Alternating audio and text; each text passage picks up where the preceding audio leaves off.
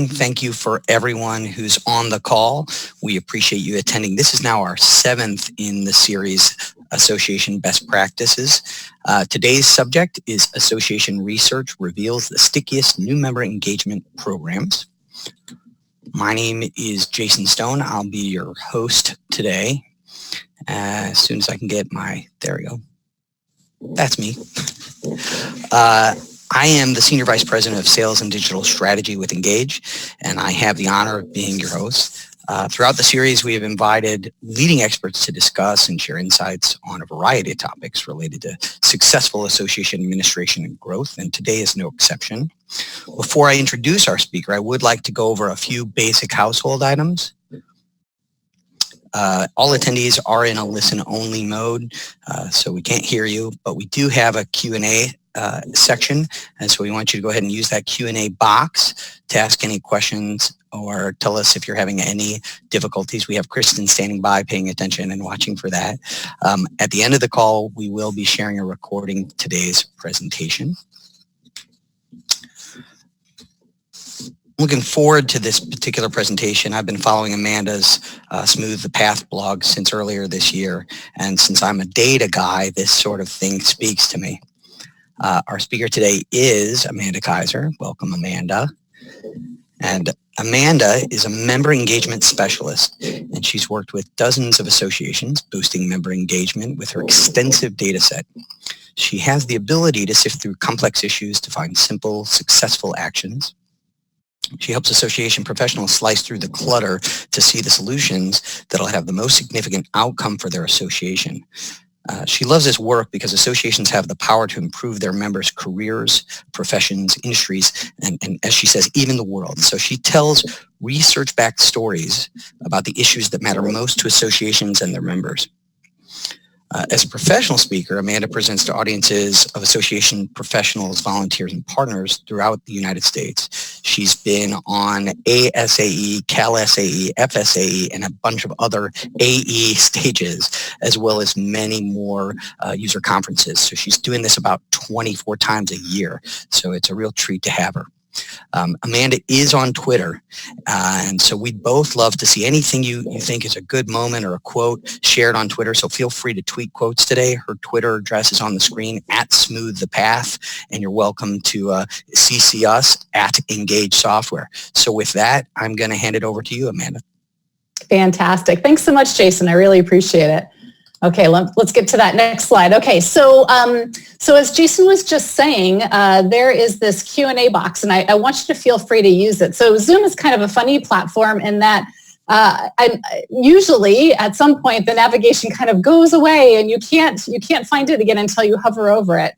And with Zoom, I believe all the navigation is at the bottom. So if you go to the bottom of your Zoom window, there should be some controls, and one of those things is a Q&A box. So if you click on your Q&A box, you can write in anything. So as I'm talking, feel free to write in questions. If I see that question pop up and I can answer it, I'll do that. If not, Jason is going to moderate those later on during our Q&A session. But I'm happy to do sort of a dialogue back and forth.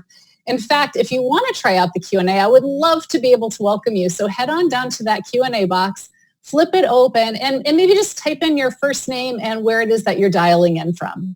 So while you're doing that, I'm going to go ahead and get us started.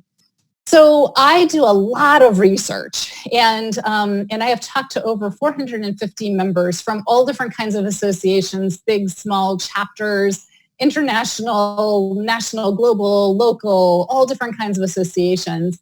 And what I have found is there are 3 different types of paths that new members tend to take when they join their association. Now, I'm going to get to those 3 paths, but first, let me head on over to the Q&A slot. Okay, so I see Tony's dialing in from DC, and Becky from St. Louis, Missouri, and Elizabeth Engel. Hi, Elizabeth from DC, and Diane Giglio. I know Diane. Hi, Diane. So great to see you, and feel free to leverage that Q&A box whenever you want. We definitely want to make this interactive and answer your questions. Awesome. So let's talk about those 3 paths that new members tend to take. The first path is, and I'm just going to name him Justin. So Justin decides to become a member of his association, and he logs on to the association's website, or he goes to the association's website and he fills out all of the application information and he hits join. The moment he hits join, he gets this really nice 2-sentence letter. Welcome, Justin. We are so delighted that you are a member of our association. Email's going to be coming to you soon. So he hears that familiar ding in his email box and he heads on over to his email box, and there is an email from the association saying, welcome, Justin. We're delighted that you're a member of our association. Hey, a whole bunch of other members find this particular article very interesting. So Justin reads the title of the article. It sounds really interesting. He clicks into it. He reads it for about 2.5 minutes, finishes it up, closes out of it, and sits back and says, that was really helpful. Now, over the next week, he gets 3 more emails from the association, and each of them are equally helpful. The next week, he gets an email from the association that says, hey, Justin, we have this online learning library of all of these really amazing titles that members tell us that they really like. Usually, one of these courses costs about $175, but for new members, we like to offer you one for free. Here, choose from these 5 titles. So Justin looks through the 5 titles, and they are very, very interesting. In fact, he has a really hard time deciding which of the 5 he wants to choose. He narrows it down to 3, and finally he picks one. He doesn't have time for the 2 hours now, so he goes and he schedules that in his calendar for later. A week later, it's time. He logs into his course for free and takes that for 2 hours and leaves feeling very, very satisfied. All in all, by the time Justin reaches the 3-week mark, he's feeling super excited that he had joined the association. It was a great decision, and he knows he's going to get a lot out of it. Debbie is different. Now, Debbie she represents another path that new members tend to take with associations. And Debbie decides that she's going to join her association. Now, her association is not Justin's association. It is a different association. And Debbie takes the same route. She finds the website, she goes and fills out the member application. And the moment she clicks join, it's like the floodgates open. And Debbie gets a thank you for joining, Debbie message, and a list of benefits. By the way, we have 27 member benefits, and here's that list. Debbie quickly scrolls through the list and kind of isn't sure what to do with it. So she closes out. And while she's closing out of the website, she hears cha-ching, cha-ching, cha-ching, cha-ching. It's 5 emails from the association. So as Debbie starts looking at those emails and opening the emails, one of them is yet another email about the 27 benefits that she's eligible for. Another one is, welcome, Debbie. We have cataloged 67 of our articles, our most popular favorite articles, into these topic groups. Thought you might be interested in looking in them. Gosh, 67 articles is a lot to read. So she closes out of that. And then she opens up another email. It says, welcome to the association, Debbie. We've got a conference coming up in 3 months' time. Please register for an additional $2,000. Ooh, Debbie thinks, wow, that's really steep. And with travel, it's going to be really expensive. So she closes out of that into another email that says, welcome, Debbie. Our association has a foundation. Won't you please donate now? Oh my gosh, it is too much. So she closes out of all of this. And during the next week, Debbie receives another 9 emails from the association. Now, Debbie knows at the end of that week that the association has to be super valuable, but she's not quite sure how any of it exactly applies to her. And so she's feeling like a little bit overwhelmed right now. So let's go to Norman. The path that Norman takes is different. So Norman decides that he's going to join his association. It's not Justin's association or Debbie's association. It's a different association. Norman goes online. He finds the application, fills it all out, puts in his credit card information. He hits join, and nothing happens, which seems a little bit weird. And so he kind of, scrolls around, looks for a message, doesn't find any, goes to the homepage, looks for a message, doesn't find any. And he thinks, okay, well, I'll go into my email because usually they send a receipt. And he goes into his email and he looks and there's nothing there, which is a little bit weird. And he thinks, well, you know what? Maybe it takes them 24 hours to process my membership. And so he goes away and the next day he comes back and he looks in his email and there's nothing there. And he thinks that's a little bit weird. But he goes, he leaves and he thinks, well, at some point I'll get some information from them. And a week elapses and about a week later he's paying his credit card and the association did indeed bill him, but he's gotten nothing. At the end of 3 weeks, Norman reflects back on the association, and he did get an email with his login credentials, and he knows he should take those login credentials, log in, and just look through the website and see what the association has to offer, but who has time for that? So at the end of 3 weeks, Norman has nothing. So these are the 3 most common paths. Justin gets just what he needs just in time. Debbie logs on or becomes a member, and it's like a fire hose of information. She doesn't even know how to parse through it to get to the value that she needs. Not only that, this association is asking for a lot more money right off the bat. Please come to the conference. Please buy our research. Please donate. And members don't like that either. Norman gets nothing. Now, as you hear about these 3 paths, you might say, hey, my association is like one of these, or it does some of these things, 2 of these things. Now, what we want to do is offer more Justin-like paths for our new members, and that's what this presentation is designed to do. So where is all of this information coming from? This information is coming from the new member engagement study. So I have some really great partners. They're Dynamic Benchmarking. The Dynamic Benchmarking hosts benchmarking platforms for things like salary surveys and industry benchmarking. And together we teamed up and decided to do the new member benchmarking study. We've had 270 association professionals and 270 associations log in and share their data with us. And what we were seeking to understand was, does new member onboarding programs work? Do new member onboarding programs work? Because it seemed like they should. And in my own research, what I kept hearing from new members was, if you engage me early, I am engaged for life. And so it stands to reason that new member onboarding programs would work. So we asked all of these association professionals what the habits were of their new member onboarding, orientation, or welcoming programs. Usually associations can use these terms synonymously or interchangeably. Now, this particular benchmarking study is mixed method research, so I did the upfront qualitative so that we understood the universe of what could happen in these onboarding programs. And Dynamic Benchmarking hosted the back-end quantitative. And again, we have data from 270 associations and association professionals, which we're super excited about. Now, all of this, rest of this presentation reveals the hits and highlights from that piece of research. And what we did with the report is we wrote it like a guidebook. So if you were to revise your new member onboarding program, or if you were to start a new member onboarding program, here's how you do it. But first, let me show you the good news. The good news is that on average, new member engagement programs increase new member renewal rates on average by about 10%. Now, this is just an annual average. Keep in mind that that there are programs that responded that are all at all different levels. So some people had a 1 year program, which don't tend to perform nearly as well as, say, a 6 year program.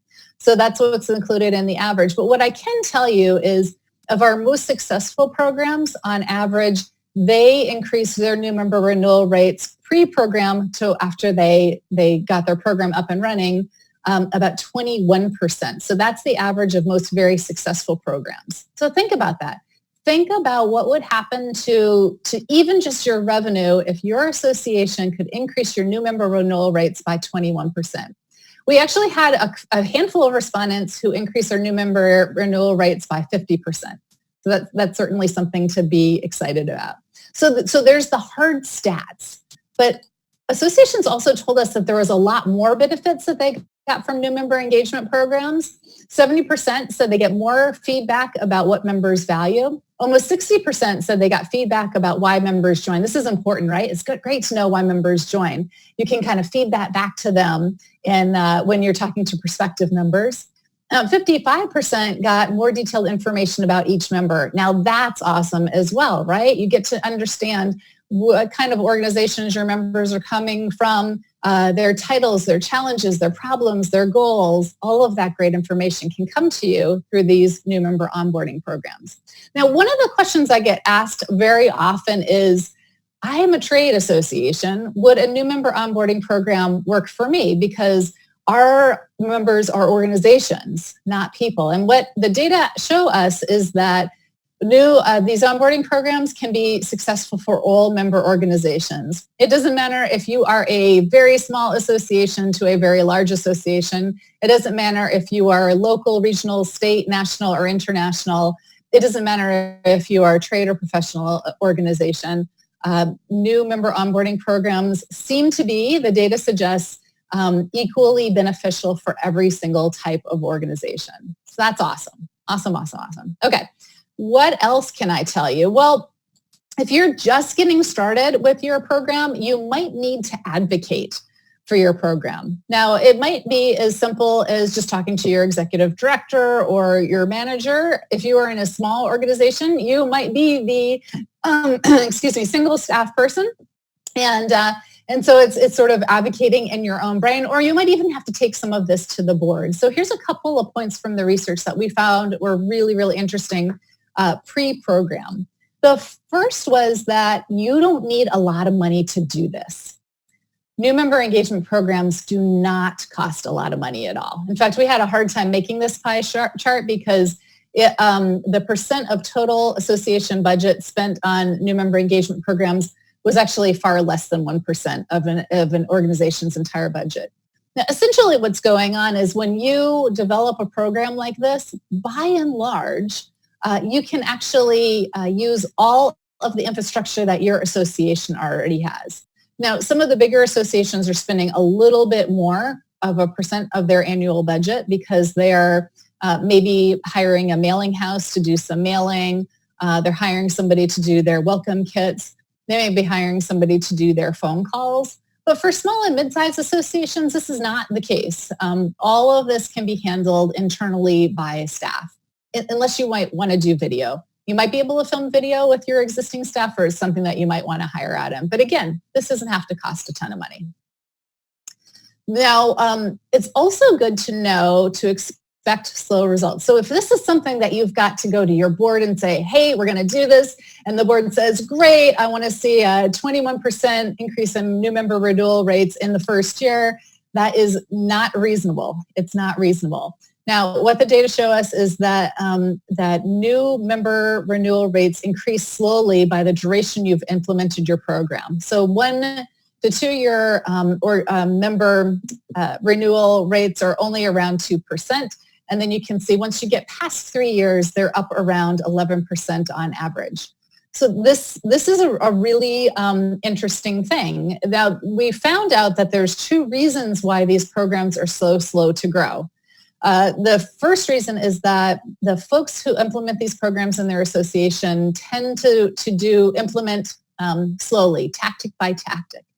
And what we found was that, say they wanted to do a new member welcome email series, they would write those emails, they would deploy them, they would do that in the first year. If that worked really well, maybe then they would add on phone calls. If that worked really well, maybe then they would add on the next tactic. And so they are building their program over time, and that is perfectly acceptable. I am a huge fan of small bets. Try something small, put a minimum viable product out there into the world, gauge the results, test, iterate, try it again. That kind of thing is a really great way to move forward with a new member engagement program. Now, the other reason why these programs tend to build slowly is because there is a lot of iterating within each tactic. So let's say you write a new member welcome email series and you send it out there. Maybe say it's 6 emails. And emails 1, 3, 4, and 5 are working really, really well. You're having fantastic open rates, way better open rates than you are with your average. But emails, what did I say, 2 and 6, maybe those open rates are lower than average. And so what people would do is they would go back and they'd rewrite those emails. And again, iterating over time. So expect some slow results. Another thing that's worth thinking about is it is riskier not to have a new member engagement program. There is definitely a link between early member engagement and engagement, the life of the member's membership. So I like to say engage new members early and engage them for life. And so very important to engage people early in their new member engagement program, or early in their membership. Okay, so let's dive into how you plan your program. What exactly do you do? I want to start with a couple of strategies, and then we're going to dive into those tactics. So what we talked to associations about who are planning these programs was what were their goals? We wanted to know whether they were just sort of diving in or if they were setting strategic goals around these things. And they were. They typically, they would set goals and then orient their whole program around those goals. Now, these are the three most popular goals that associations set out for their engagement program. The first is rebuilding membership numbers. So some associations are seeing, over the past years that their membership was on the rise, and then all of a sudden something happened, and maybe their membership on total is kind of average, or it's actually starting to decline, and they're saying, okay, we got to do something about this. And so this is the part of their plan to recapture members into the association.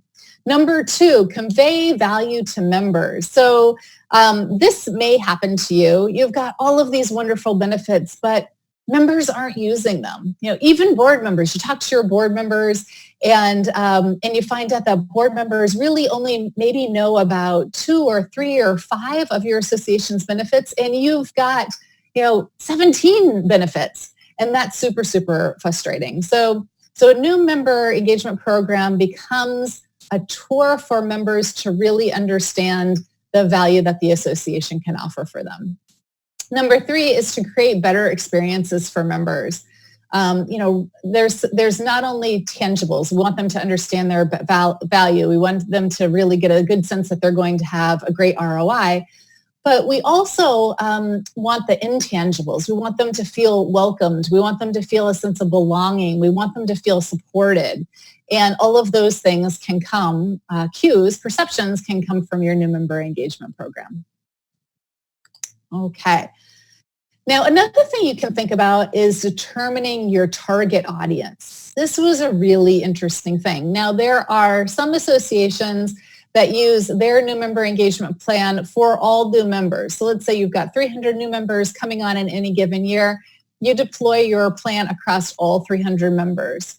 Some associations set a plan for all new members, but then they figure out how to target their at-risk new members. And so they look into their data and they see that there are some behaviors or lack of behaviors that indicate that a new member is at risk of not renewing, that they're not getting value, that they're not engaging. And then they send out extra touches to those at-risk members. And then the final one is there were very few associations who were targeting only at-risk, less engaged members. And so they really had very not much of a new member engagement plan, but they did target the people who weren't engaging with some kind of onboarding program. Now, in the data, the programs that were far most successful were the ones that targeted those at-risk members. So to the extent that you can do that, if you can get into your data at, say, the 3-month mark and find out very quickly that somebody is not engaging in any way, they're not reading emails, they're not going onto the website, they're not attending their chapter meetings, any of those behaviors that a new member that does engage typically does exhibit. When you can find members that are not engaging in those behaviors, you can go out to them with something a little extra. Maybe they receive a phone call. Maybe they get a different kind of email. Maybe they get, something else, a survey or something. Great ways to engage those folks. Another thing that associations tended to plan in advance was setting the right tone. So I feel like tone is on a continuum when I look at association messaging. On one side of the continuum is what I call the happy dog tone.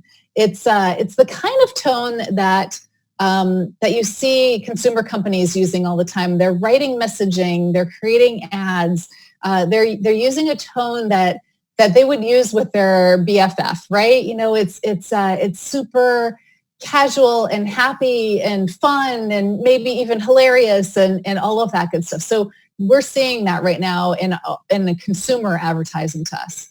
On the other end of the continuum is a very institutional tone, and associations sometimes lean hard into that institutional tone. It's a little bit colder, it's more professional, it's polished, and it speaks, trust and authority and all of that good stuff. So with your new member onboarding program, it's good to decide where it is that you want to be on that continuum. Do you want to be toward the happy dog side of things, or do you want to be on the institutional side of things? All too often, we don't think about the tone, and so it just sort of happens by default, but plan that in advance. Now, you might not be ready to move away from, the polished, trusted, professional kind of talk. And maybe you can do, move a step towards happy dog. And I'm also not advocating that associations, you start writing every single email with emoticons and, all of that kind of, language and symbols either. But it's good to think about when people become very used to something in their consumer lives, they also are more accepting of that in their professional lives.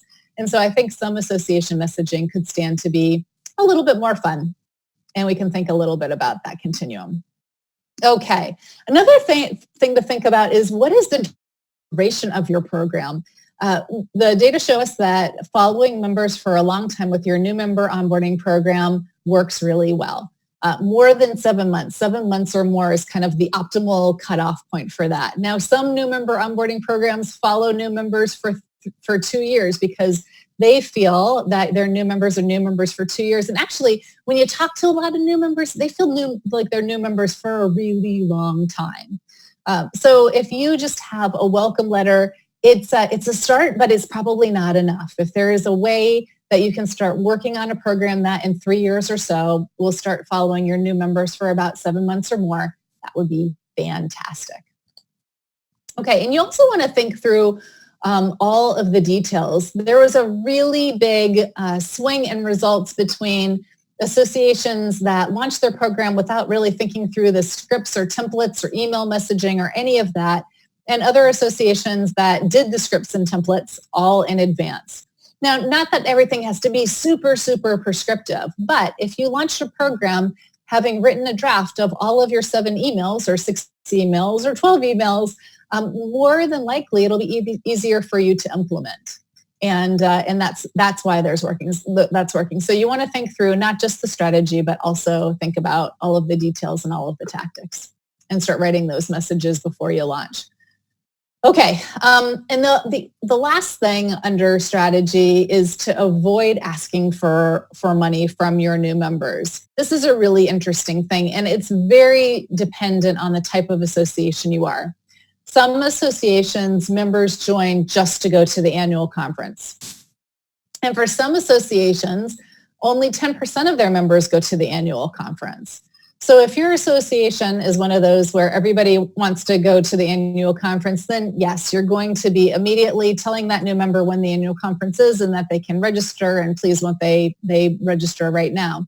But for everybody else, new members tend to be super irritated when all they get is a barrage of promotional listings after they've joined. And so what I'm talking about is not necessarily value-based messaging, but promotional messaging. So messaging that's asking members for more money. Thank you for your $450 membership. And now won't you buy a conference registration? And won't you buy a survey? And won't you donate? And by the way, we have books in our bookstore that you could be buying, or white papers, and that constant asking them to buy more before they've realized that there's any value to the association doesn't work so well for them. So try to avoid that. What some of my clients are doing is they will hold back all promotional emails for a duration of time until their new member emails get through, and then they turn back on all of the other emails. So that's something to think about. Okay, let's talk about those tactics. We've talked about strategies. Let's talk about those tactics. Okay, so this is a chart of all of the tactics that we asked about. We asked associations, which of these tactics are you using specifically for new member engagement? Not what you're using in your association for all members, but specifically for new members. And you would imagine that most associations are using emails. Some are using welcome kits, letters, phone calls, in-person events, social media, online community, webinars, website welcome center, and videos.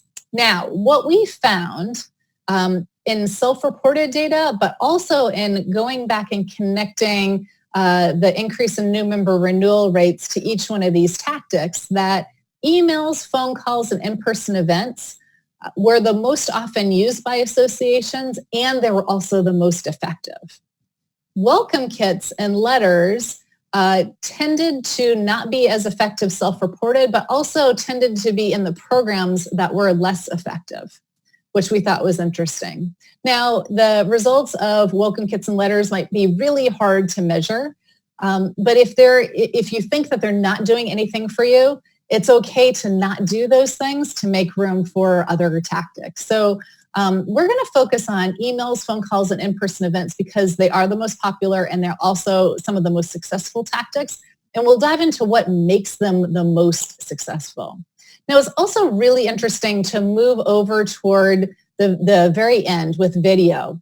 Not many associations are using video, but I have to tell you that for the association programs that had video as part of their component, their success was off the charts. So we've got some early data to show us that videos can be really important, especially those testimonial videos from other maybe young to the profession members or new members. That possibly, and we're looking forward to even more data on this in this year as we go out with that survey. That'll show us that videos are really working for new member engagement programs.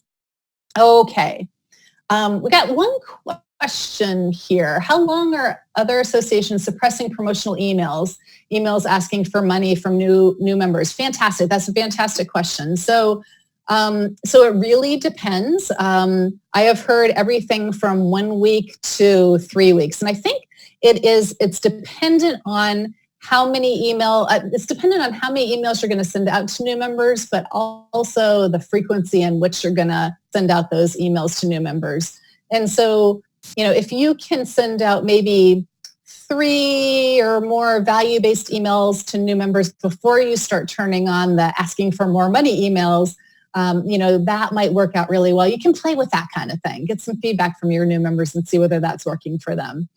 Typically with my clients, they're turning on their promotional emails after about 3 weeks or so. And then some of my clients are associations where the member joins just to go to the annual conference, and so they're not worrying about that. Okay, let's talk about email. Almost everybody sends a welcome new member email, which is fantastic. And then after that, the most common frequency of email is monthly emails. They happen with 40% of our respondents were sending monthly emails. Now, one of the things that we did is we dove into the data to find out what the habits were specifically for each tactic of the top performers. How were they doing this? Now, this was a really interesting thing. So the email habits of the top performers used an email schedule that looked like this. They were sending 3 new member emails in the first week. So let's say your new member joins on a Monday. They get an email Monday, Wednesday, and Friday. They then would be sending out 3 more emails weekly for the first month. So week 2, week 3, week 4. And then after that, they go to monthly emails. Now, keep in mind, this email schedule is email campaigns specifically for new members. What we're trying to do is we're trying to solve the problems of new members, finding out what their challenges are and connecting it to the association solutions.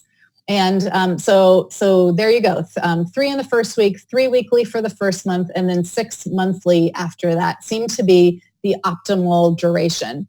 Now, our frequency. And again, some associations are taking it through the first 7 months and some are taking it a little bit longer. We recommend that you write a campaign that at least takes you through the first 7 months. Okay. What else? So phone calls. Phone calls are the second most used and second most effective tactic.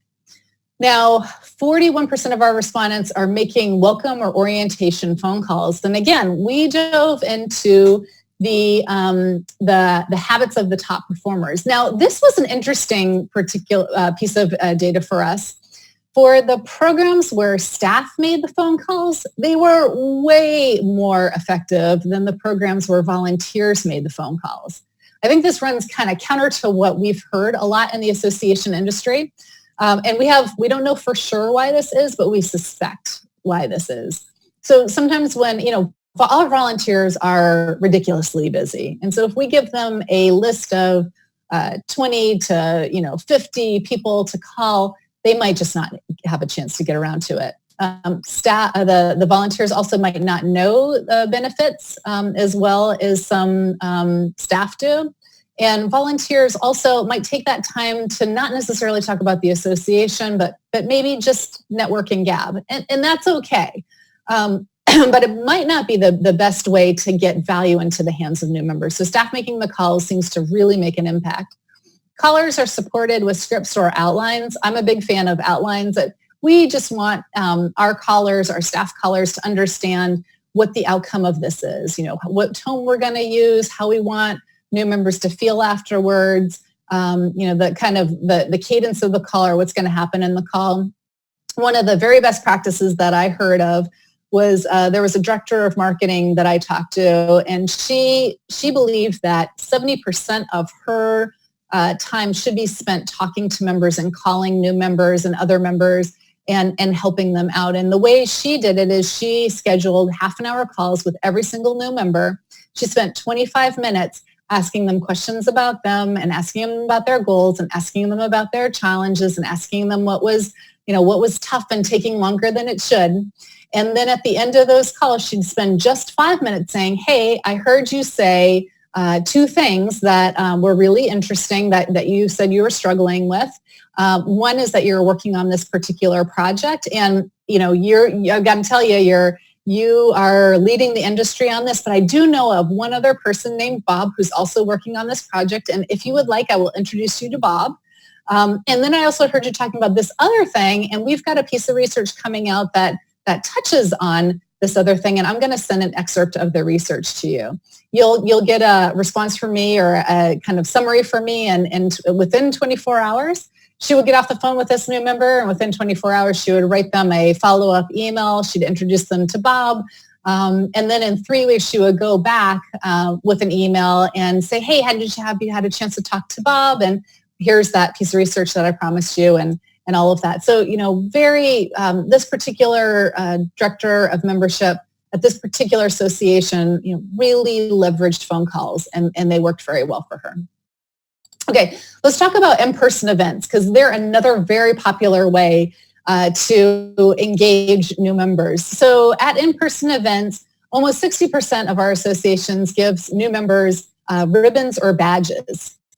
But what do our top performers do? Well, our top performers put together welcoming teams. So teams of other attendees or longtime attendees or your exhibitors. Your exhibitors are great.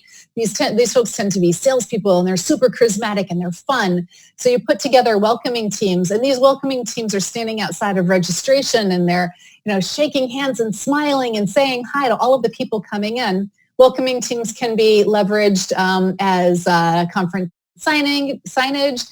They can be people who are pointing the way into the reception. They can be people who are roaming the reception, finding people who are stragglers, not talking to anybody, and welcoming them into the fold. Another a habit of a top performer is conference buddies. I'm seeing this more and more and more. At the time we did the research, about 12% of associations were leveraging conference buddies, and I expect this year when we do the research again, it'll be a lot higher. So conference buddies are asking volunteer longtime attendees to partner up with a brand new attendee, and then you give that longtime attendee or the senior buddy some guidelines. Call your buddy ahead of the conference and let them know what it's like, and then make sure you meet them when they get to the conference, and maybe you can have a drink with them at the reception, and give them some framework for how to be a good buddy. The next is a new attendee orientation. Talk to people, especially if you've got a lot of concurrent sessions. Young professionals like you or new companies to the industry tend to like these sessions. And this is how you get around our conference, and this is where to go. You can do orientations even ahead of time on Zoom, where you're even talking about, what to wear and how to get there and all that good stuff. Now, this is also one other interesting thing. Our top performers are also doing post-conference debriefs. And so they're asking all of the new attendees to stay just a little bit later and, hey, come with us to a meeting room, and we're going to sit down and talk about how your conference experience was, and what you're going to take back to the office, and what you're using and what could be better. So some really interesting things. Okay, some more best practices here. Our top performers help members sample their benefits. So we asked a question about what do you give members for gifts? Pens, USB drives, blankets, or are you giving them things like free guidebooks, discounts to event registration, a free or discounted educational product, a bookstore discount? And what we found is that success was definitely linked to not the promotional stuff, but to the idea that you can sample your benefits. So giving them a pass into your, learning library, to get one course for free really, really resonates with these most successful programs. So think about how you sample your benefits with members. What I like to say to my clients is you want to give them frictionless ways to participate in all of your events. Really help them understand what the value is for them so that they can engage. Okay, finally, measuring your program. That's really important. We don't want to do anything that we can't measure, that we're not actually getting, a good bang for our buck. So what we found out was our top performers measured more measures. And what we're talking about here is a whole bunch of different kinds of ways to measure the success of your program. Some of these are for your whole program, like new member renewal rates measure the success of your whole program. But then a lot of organizations dig right down into the tactics, like email open rates, event registrations, conversion rates, A/B testing, and engagement scoring, and more. Now, one of the most interesting pieces of data on this slide we thought was engagement scoring. So at the time that we pulled this particular piece of data last year, only 11% of the respondents were doing engagement scoring, but 60% of the respondents want to do engagement scoring. Now, since I pulled this data, I've been talking to a lot of association executives. And so when we're talking about engagement scoring, or even something like engagement profiling, this is kind of the land of the Wild West. A lot of associations want to do it, but not very many associations know how to do it. We thought this was super interesting. So if any one of you attendees are doing engagement scoring, I would love to talk to you, because I think that this is a really interesting way to go. So at the very minimum, what you want to do is measure your new member renewal rate before you implement your program, and then measure it every single year as you have your program going. Measure your old member renewal rate, get a sense of what's working. If you do an email series, you want to measure each email and see how those are going. And it just gives you a sense of which emails are really hitting and which emails are not. And that'll be super helpful for you. Okay, so what I want to leave you with before we open it up to Q&A is that there are a couple of ways for you to participate in this survey. First, you can download the step-by-step report. So if you want to revise your program, or if you want to develop a program from scratch, you can download the report for free. It's free to everybody, and it'll take you through step-by-step how you actually create your program. The other thing you can do is you can go to dynamic benchmarking site. If you go up into the upper left corner, hit on the onboarding study link, it'll take you to their platform where you can go right in and start inputting your data. So even if you only have a welcome email and a welcome letter and a welcome kit, I encourage you to go in and input your data, because as soon as you do that, then you'll be able to compare yourself with your peers. If you're a national organization, or you have so many staff members, or you're a trade or professional association, you can filter the data and look at how you compare to your peers. We'd love to have you to connect, participate in that, and it'll give you a lot of really interesting information about what's going on with other associations like yours.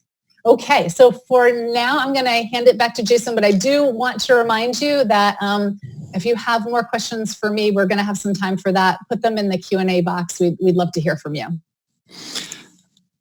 Okay. Amanda, thank you so much. I appreciate that. And for those of you who have attended previous Engage webinars, you know that very, very briefly, before I open the floor to the Q&A, I selfishly like to connect the dots from what our expert shares to what we do at Engage. So very quickly, for those of you who don't know, we are an enterprise level digital firm. We're based in St. Louis, Missouri, and we bring a Midwestern culture and work ethic to our projects with an all local staff of designer and developers. The stuff we do has to do with Microsoft-centric clients and includes CMS, AMS, and CRM integration. Plus, we offer custom software development. If you can envision it, we can build it. Our work in the association vertical includes information architecture, UI, UX, design, strategy, mobile, and web applications. And more recently, we're the creators of Engage AMS SaaS platform. So here's where I'm connecting the dots from the presentation. And when Amanda talked about the very, and excuse me, here are a couple of our clients that we work with, because apparently we have an affinity for blue logos. If you have a blue logo, I hope we'll call. So connecting the dots. So from the very, very early slide, if you remember, Justin was the happy guy. The stuff that we build makes for happy members.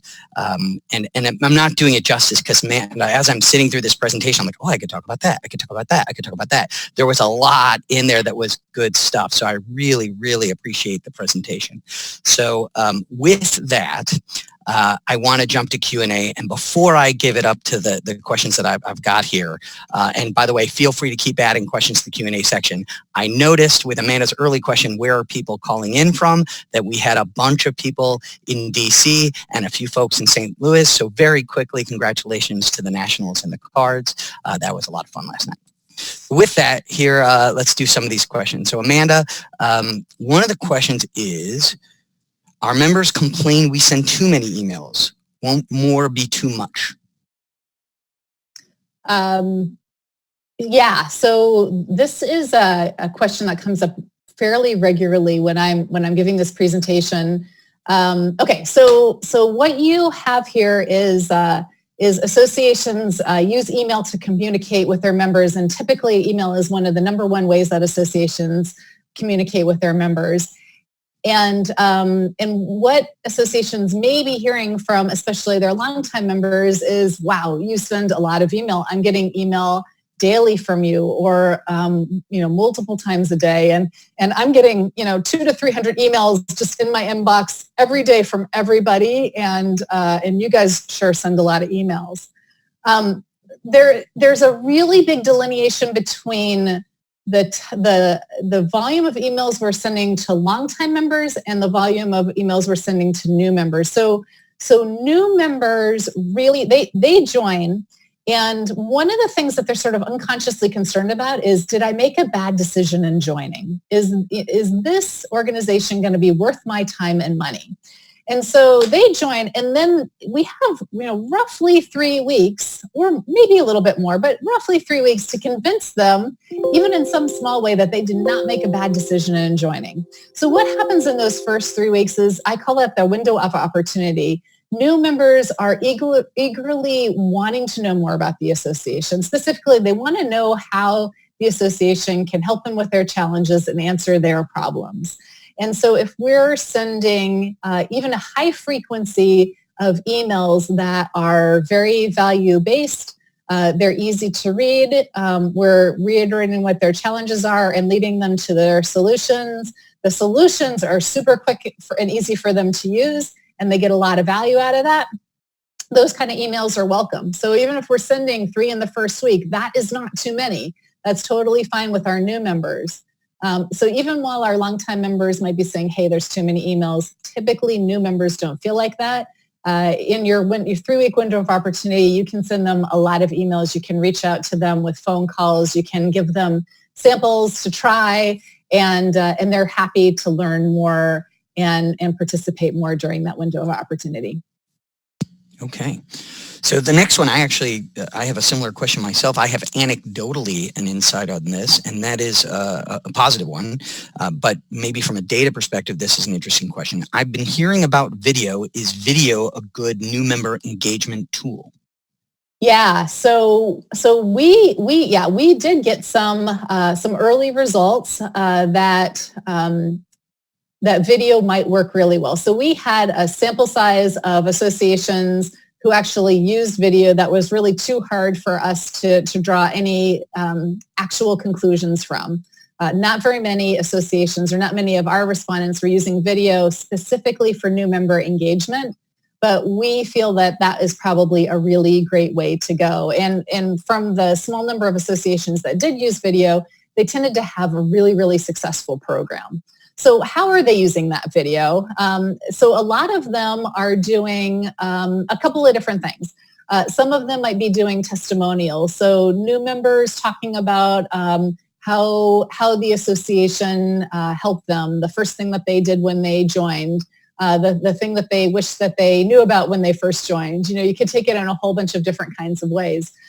Another thing was having new members talk in a video about their new member path, you know, or their path into the industry, or their path into the profession, or, you know, their path into doing a project like this, or something like that. And so the point here is that it's really great for new members just signing on to see other new members like them. It's good to know that people like me join an association like this. And video is great. You know, a picture is worth 1,000 words, right? So you get to see new people potentially like you are members of this association and getting a lot of value, and that's fantastic. And I'm glad that the limited data you have does back up my anecdotal news, which is we're seeing this certainly in the corporate marketing space, that video is a very effective tool. So it's nice to know that it works for engagement as well. Nice. And right now, unless another one comes in, our third and final question is, our board wants to start making phone calls. Is that okay? Yeah. So yes, yes and no. So, I think any phone call is better than no phone call. What the data suggests is that staff phone calls are better than volunteer phone calls. If your board has the time and they are super excited and they are self-appointing themselves to do this work, that's great. Now, see if you can get in there and influence them a little bit to help them have the very best phone call that new members need to have. These phone calls are not necessarily for board members. The phone calls are to benefit new members. So if you can get in there and help them write an outline, maybe something like that sort of story I was telling you about the one director of membership, where she spent 25 minutes asking them questions and just 5 minutes sort of helping connect them to the association's benefits. If your board members are willing to do that and take some feedback from you, by all means, go ahead. Now, if somebody on the board is saying the board members should do this and everybody else on the board is saying, oh gosh, I have no time for this, see if you can wrestle it away from the board and do it as a staff member. Now, phone calls can be really time consuming, and that's been some of the concerns of associations that I've talked to, is they want to do phone calls, but they're not sure that they can spend the time or if their time is going to be worth it. So this is one of those things that you could test. You could say, hey, we have 300 new members. This year, I'm going to talk to 50 new members, and I'm going to see if that moves the needle on those 50 new members. And if it does, maybe it's worth my time, or maybe it's worth hiring another half person. You can start doing those tests to see how it goes before you go full bore into any one of these tactics.